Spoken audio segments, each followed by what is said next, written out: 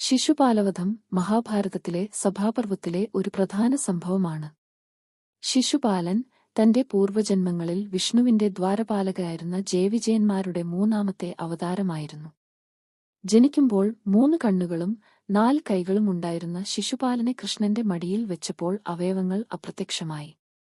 അന്ന് തന്റെ അമ്മായിയായ ശിശുപാലന്റെ അമ്മയ്ക്ക് കൃഷ്ണൻ ഒരു വാഗ്ദാനം നൽകി. ശിശുപാലന്റെ 100 തെറ്റുകൾ ക്ഷമിക്കാമെന്നും 101ാമത്തെ തെറ്റിന് അവനെ വധിക്കുമെന്നും. യുധിഷ്ഠിരന്റെ രാജസൂയയാഗത്തിൽ ഭീഷ്മരുടെ നിർദ്ദേശപ്രകാരം കൃഷ്ണനെ അഗ്രപൂജയ്ക്ക് തിരഞ്ഞെടുത്തിൽ ശിശുപാലൻ കുപിതനായി. യാഗശാലയിൽ വെച്ച് കൃഷ്ണനെതിരെ 100 കണക്കിന് അധിക്ഷേപങ്ങൾ ചൊരിഞ്ഞു.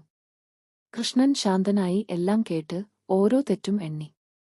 100 തെറ്റുകൾ തികഞ്ഞപ്പോൾ ശിശുപാലൻ വീണ്ടും അധിക്ഷേപിച്ചപ്പോൾ കൃഷ്ണൻ തന്റെ സുദർശനചക്രം ഉപയോഗിച്ച് ശിശുപാലന്റെ തലയറുത്തു. ശിശുപാലന്റെ ദേഹത്തുനിന്ന് ഒരു ദിവ്യതേജസ് പുറപ്പെട്ട് കൃഷ്ണനിൽ ലയിച്ചു.